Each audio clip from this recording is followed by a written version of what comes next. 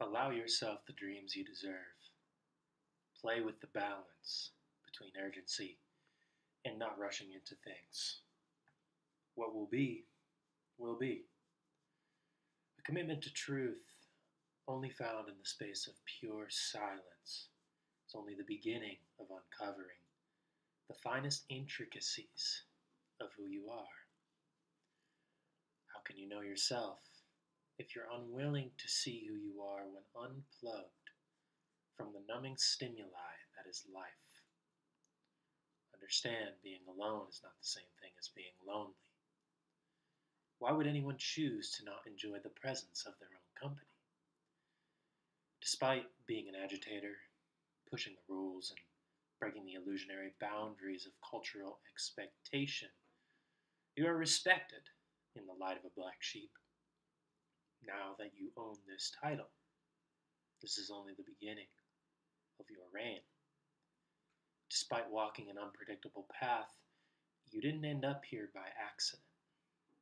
This is the most important part of your story. Who are you going to be?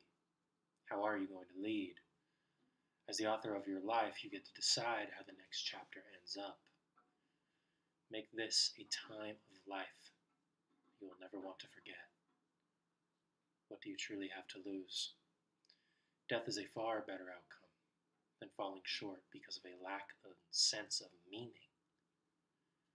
You must keep the knowing, not just a belief, that all of this is working for you. Have hope for the direction of mankind. Take it as your responsibility to right what you perceive to be wrong. Fight for what you believe in. But let go of the need to be validated.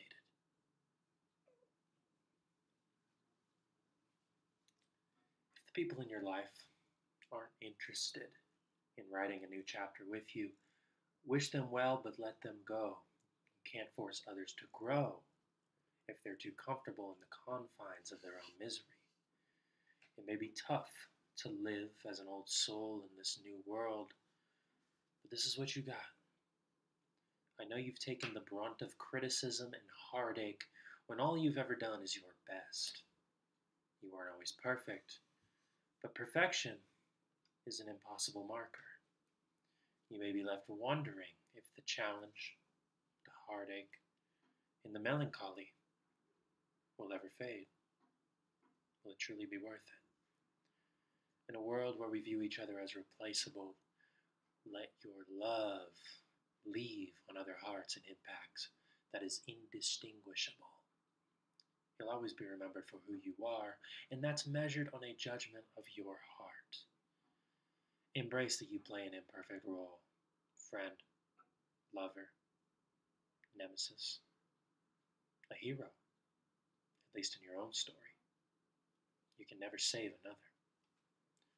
So watch the world and work towards its betterment, but don't become attached to the outcome.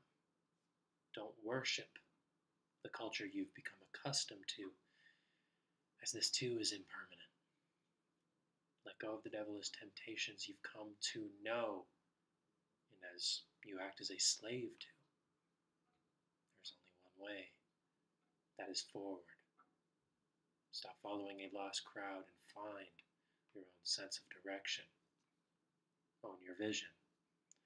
You might get destroyed for it, but that's the risk you take in following it. Oh, what a wonderful life this can be when you choose to be free. Don't measure in time, but in memories made. Love, give, feel to the fullest. When you look up at the stars for what may be the final time, you will see the truth reflected back at you. Follow the call of the heart and remain wild. You're right where you need to be. Love.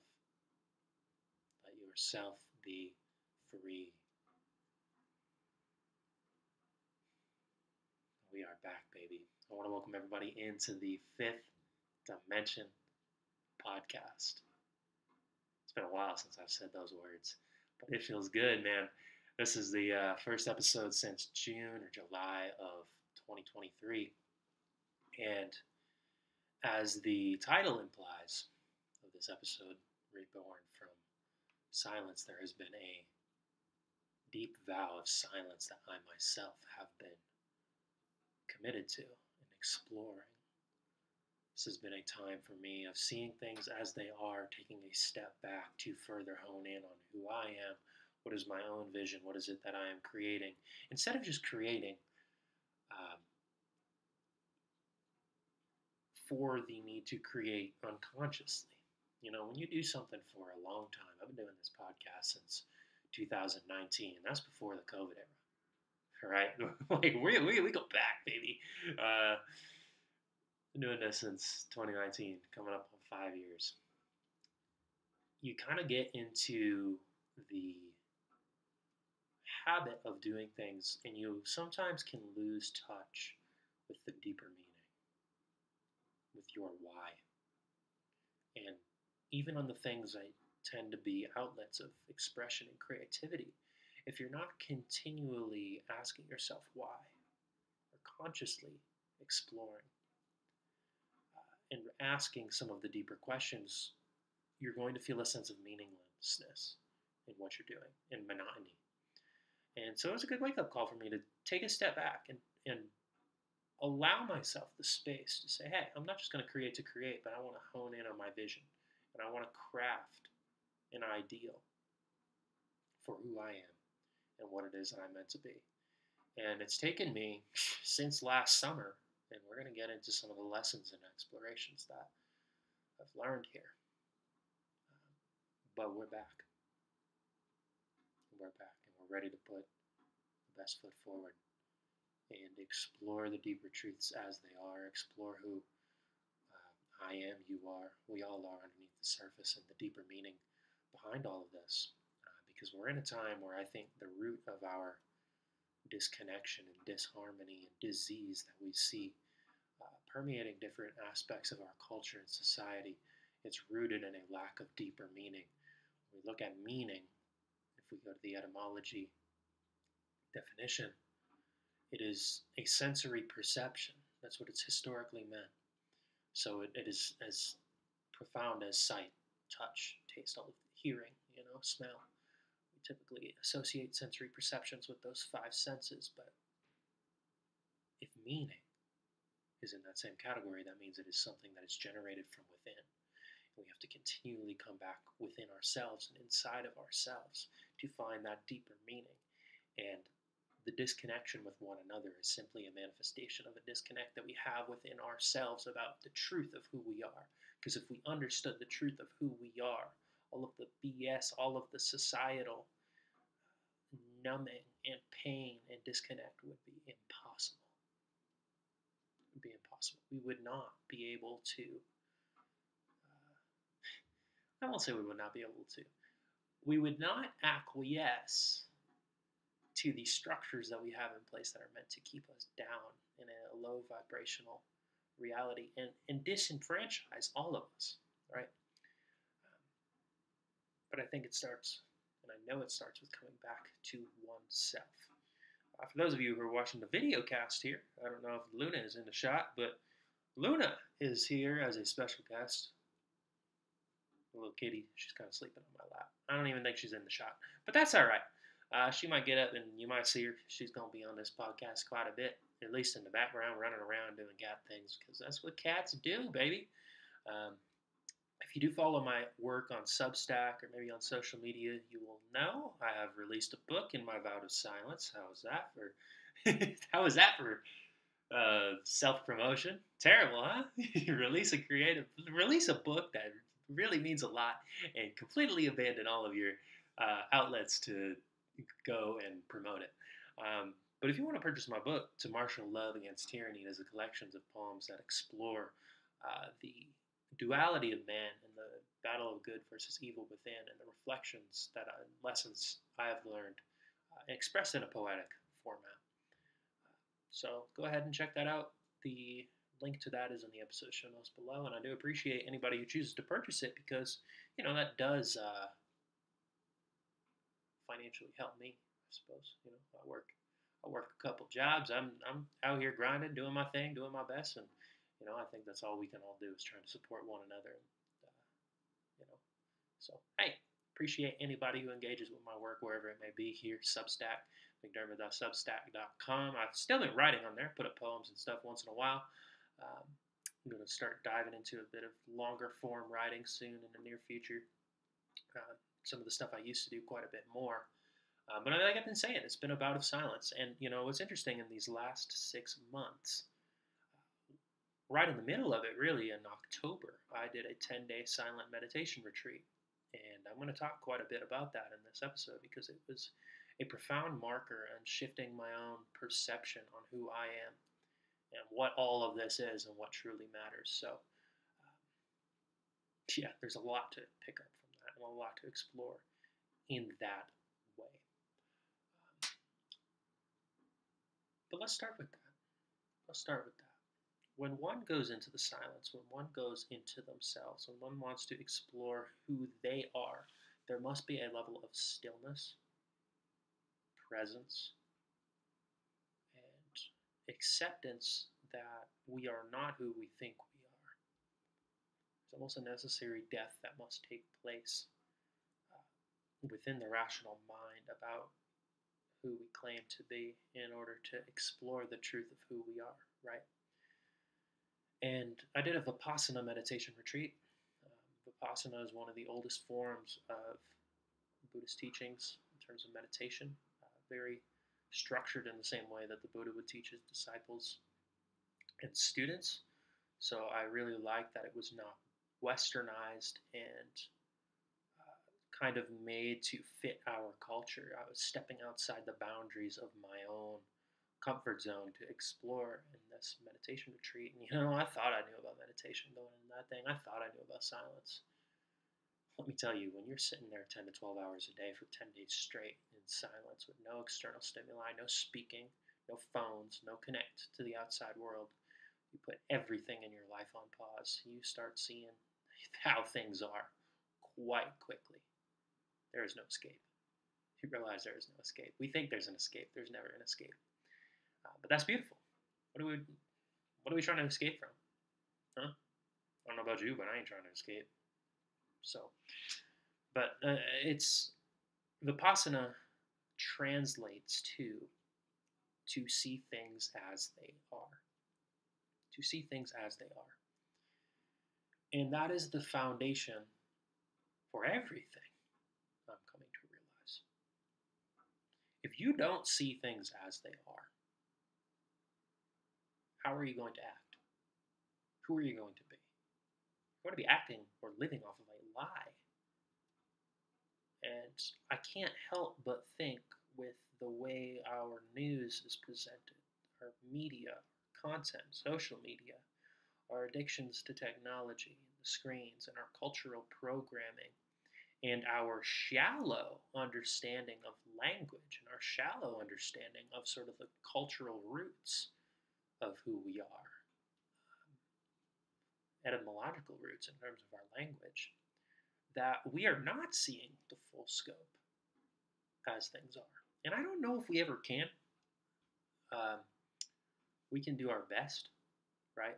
But it's like when you talk about in the Tao, there is a way that permeates all aspects of being, the deepest of truths. As soon as you attempt to rationalize that and fit it within the constructs of something outside of this way, fit it within the constructs of language and poetry and creativity,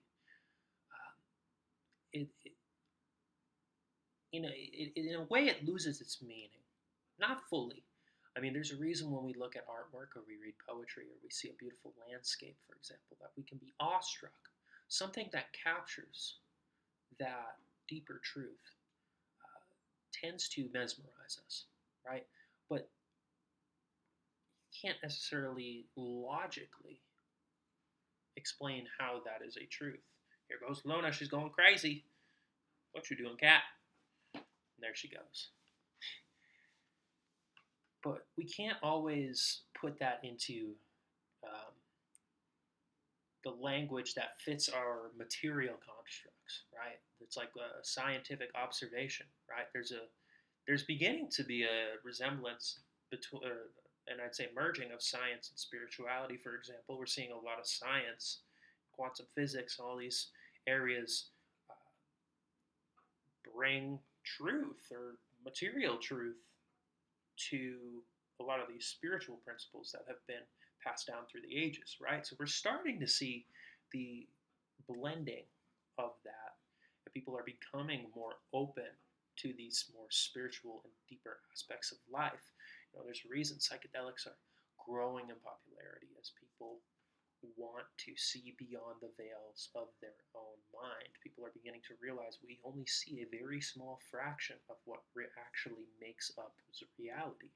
And as we live in a culture that is built on this shallow, it's a very shallow lens of what reality is. And we all know there's something a little bit deeper. Naturally, people are going to start gravitating towards these different areas in which we can catch a glimpse of the deeper truth. And that's all we can really do, right? So what did 10 Days of Silence do? It allowed me to witness.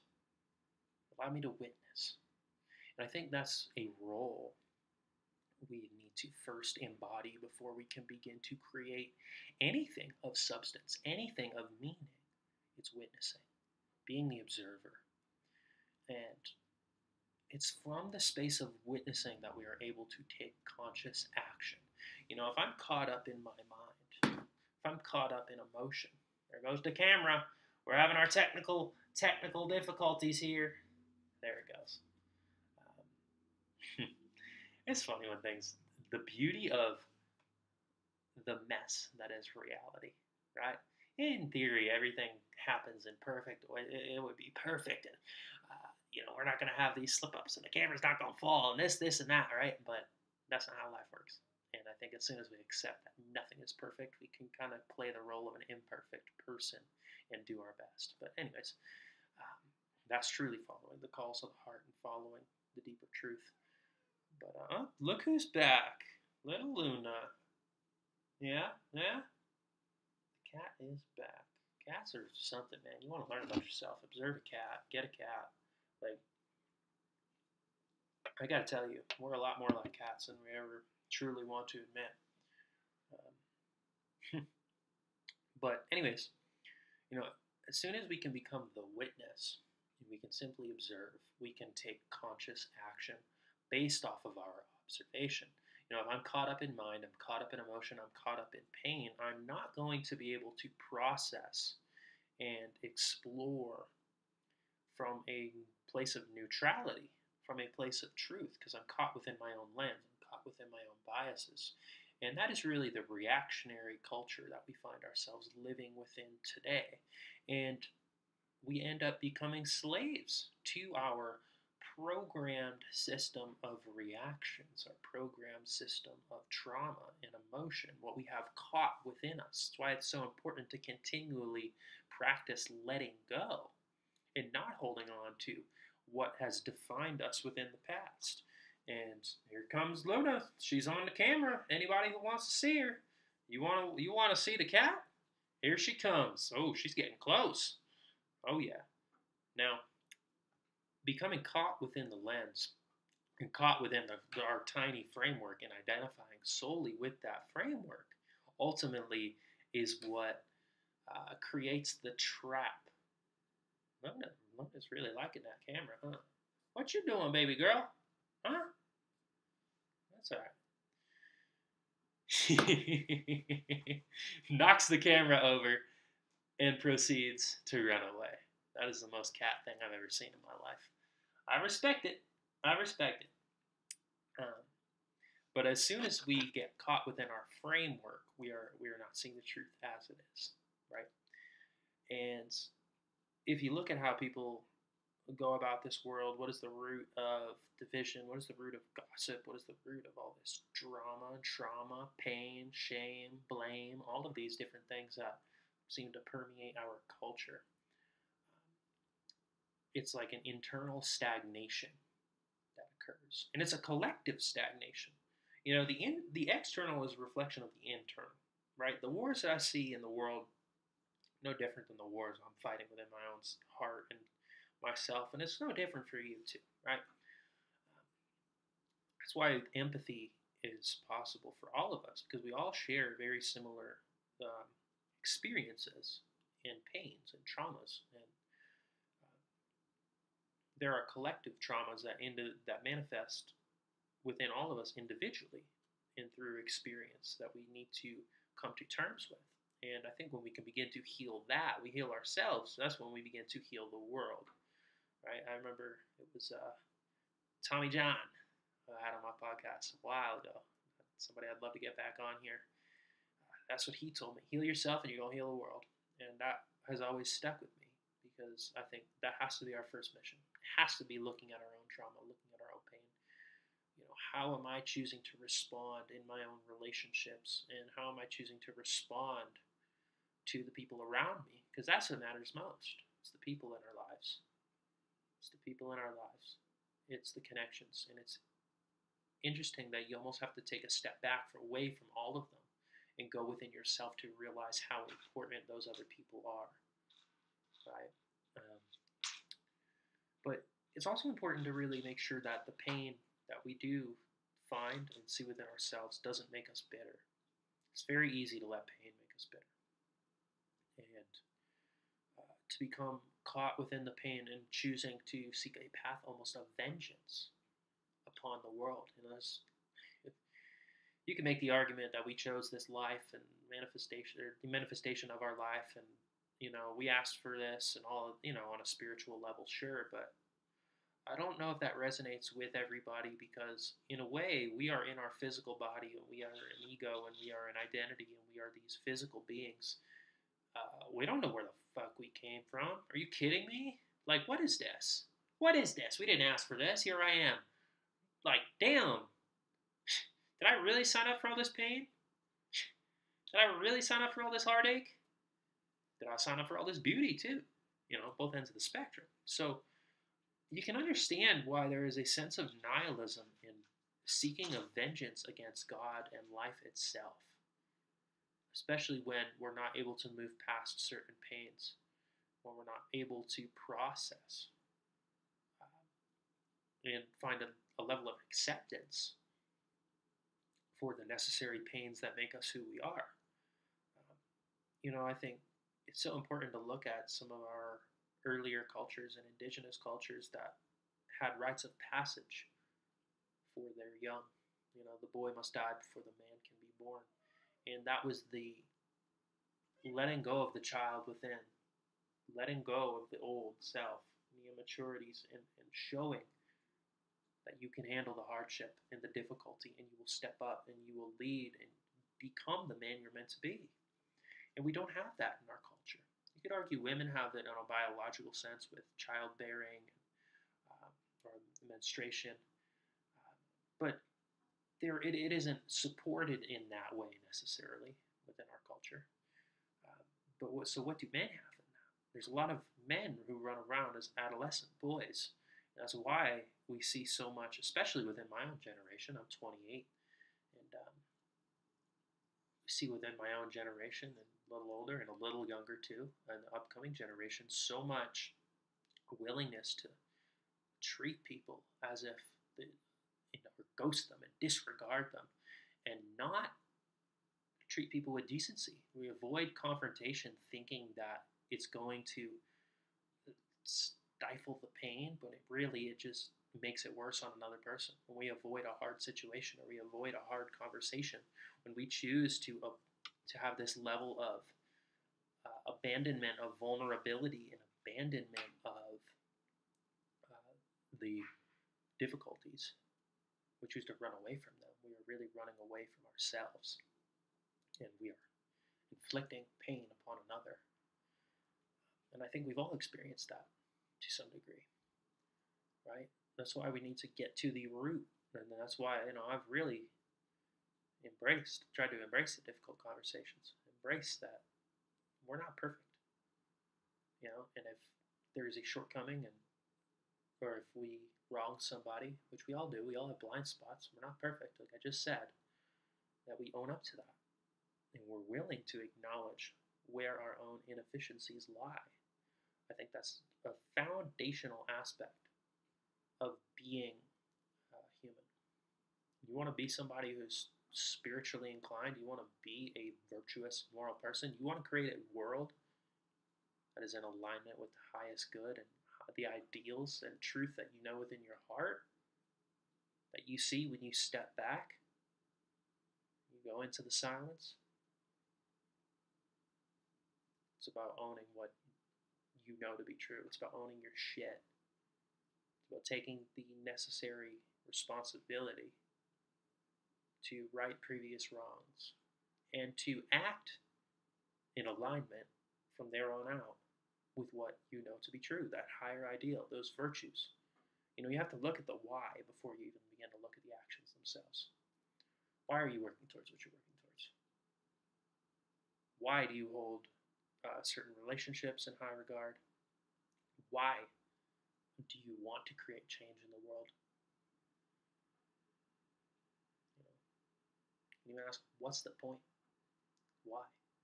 For everything in your life that you're doing. And if you can't come up with a good reason, what are you doing? What are you still doing with it? That was with podcasting. I'd ask, what's the point? Well, at that time, I couldn't come up with one. So I stopped. It's like, you know what? I can't come up with a good enough reason to continue doing this for me right now. I clearly need to take a step back. So I did. And I've continued to ask, what's the point? And now I have a deeper point. I have a deeper meaning with it. And I feel more connected and ready to step into it than I had previously.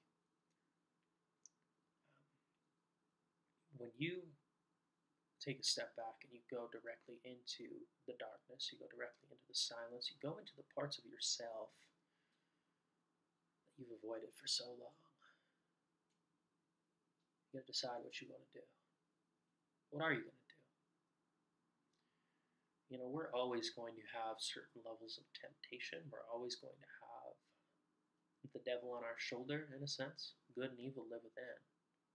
It's just the battle of good versus evil takes place within first.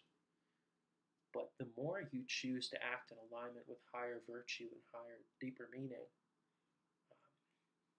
that devil gets smaller and smaller and smaller. It's no longer in your programmed mind, your conditioned response, because you are changing the way you choose to show up in reality. And you're choosing to see the good. You're choosing to see the beauty. What you look for is what you will find. What you expect out of the world is what you will get. It's as simple as that. There's going to be levels of chaos that you cannot control.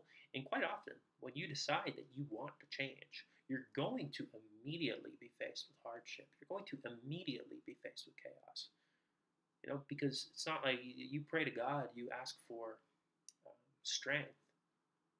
Well, He's not just going to make you strong. He's going to make you strong through trials and tribulations, where you build that strength, right?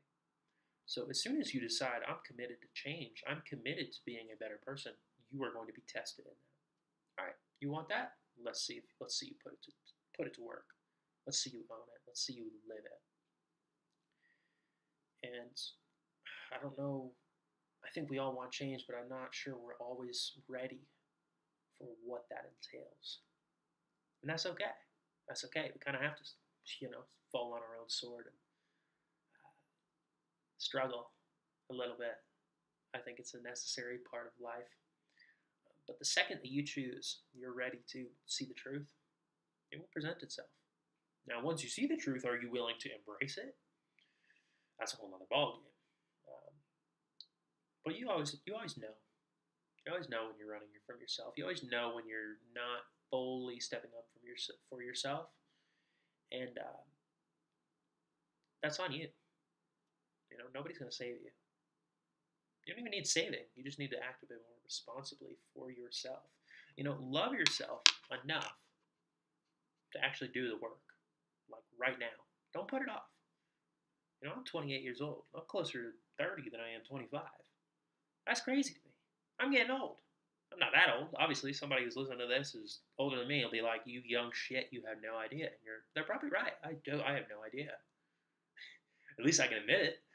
I have no idea.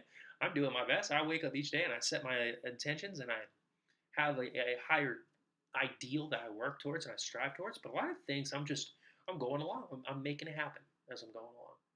I was watching Bob Ross, and he said, paint without composing. And what he means by that is you just start painting. Oh, let me do a sky, and then let me get trees. Oh, and then you know what? This could be a stream.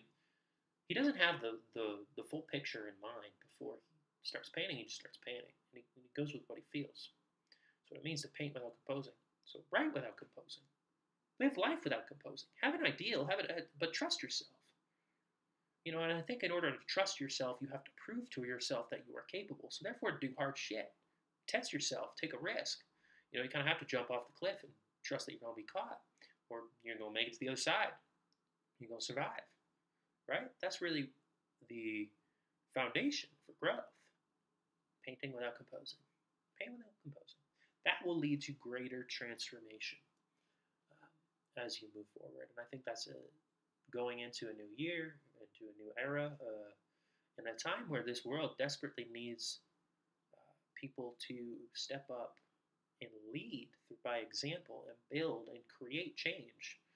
Ultimately, if you want change in this world and you decide you're not going to be the one who's going to create it, it's not going to happen. That change isn't going to happen.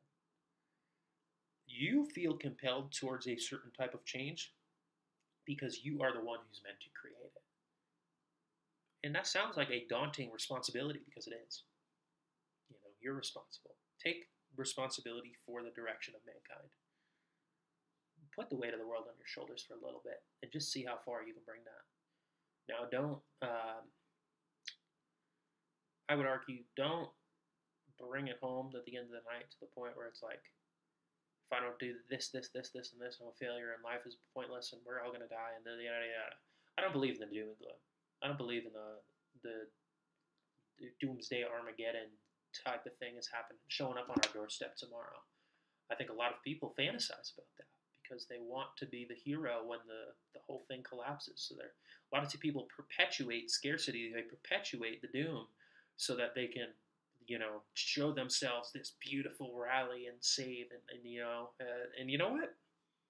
I get it. I think in a way we all do that. We let ourselves fall so that we can get back up and see what we're capable of. You could argue that's what we're doing on a collective level. But at the same time, how far do you fall where you get to the point where you can't get back up?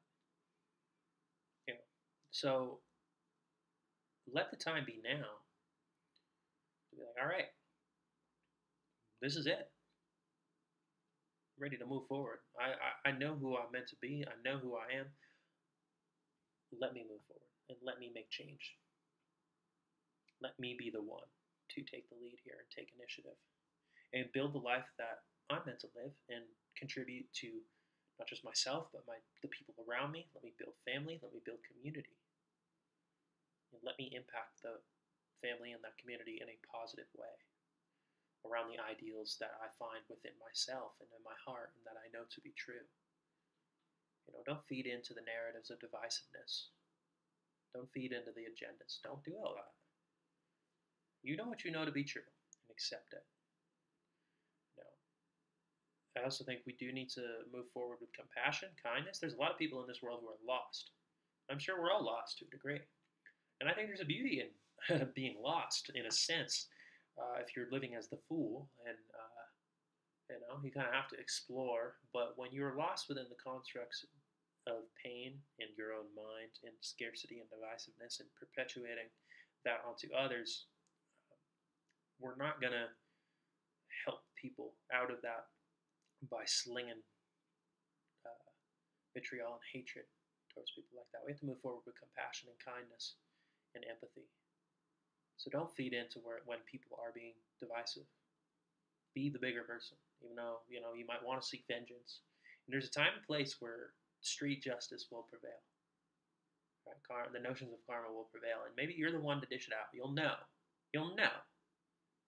But a lot of the times, be the bigger person. It ain't worth it. But this is a time where I think we all just need to build. We need to grind. We need to keep going. And there is an opportunity for transformation when you choose to go directly into the darkness.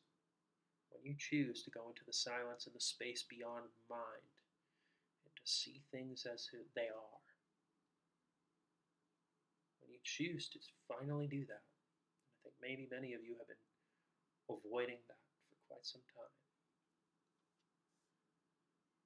that's where the freedom lives. That's I think that's what we're all looking for. And once you grasp it, you'll have to let it go because you'll have to come back. But you'll be able to integrate that experience and move forward in the knowing of what the truth is, and you can work towards that. And you'll come back to it. You can continually come back to it again and again. That's why I think meditation practices are important. That's why I think the usage of things like psychedelics in a ritualistic setting, more than just once, it can be very enlightening and helpful. Because you want to come back to that space because it will continually transform with your perception and show you deeper levels of this truth. But you'll know, and you'll be able to act on that. Let that be your higher value. As I said earlier, don't let pain make you better. Don't let pain make you better. Love is always worth it. Doesn't matter what the end result is. Trust that the truth is going to bring the highest possible outcome, even when it's a difficult truth to accept for yourself, for one another. Maybe it's having a difficult conversation. Maybe it's ending a relationship. Maybe it's letting somebody go. But maybe it's about just making small choices that are self-respecting choices. You know, maybe you need to do something that's incredibly difficult, but if you don't do it, you're going to be disrespecting yourself and disrespecting who you're meant to be. You know, you don't need to be people's second, third option. Be yourself. Work for yourself, and from there, spread compassion, kindness, empathy. And the people who are meant to be in your life will be in your life, and they will gravitate in. You will know who they are. You'll know them through their actions, not their words. Like I said, you're right where you need to be. Especially if you're here listening to this podcast, you are right where you need to be, baby. Don't you worry about it. I promise you that. But do stick around, stay tuned, because this is just a short solo cast to get the ball rolling once again. And I think we're at a time where we all need to step within ourselves, find that inner fire, and let that motherfucker burn. Let me tell you. So trust in yourself as you move forward. Trust in yourself. And hopefully this podcast, maybe my book, Martial Law Against Tyranny, Substack page, I hope those resources that I provide can be of assistance to you in your own personal journey and how you choose to move forward. I'm still doing donation tarot readings. So if you want a tarot reading, shoot me a message or let me know, and we can set a time up for that.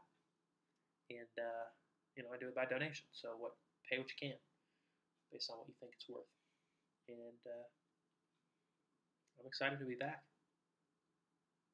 I'm excited. I've been putting in the work for myself. I feel like like I was previously, like who I was the last time an episode came out. I've died 1,000 times since then. Necessary deaths. And I have no doubt that the content on here moving forward will reflect that. And how I show up for myself and show up for the people within my own community. I'm living out here in Bozeman, Montana, and I'm amazed by the opportunities that I have here. Things are really starting to open up. And so not just in a virtual space where I'm excited all across the board. There's a lot of good shit happening right now. And I'm grateful you choose to be a part of it. You're still here listening to this. So, do subscribe. Thumbs up. Send me a message, say what's up. But I'm going to sign off, feed this little kitty cat, give her dinner, make myself some steak, and enjoy the rest of my own evening. And I hope you find a sense of peace, tranquility in whatever your next steps are in the journey. And I'll see you all next time. So long.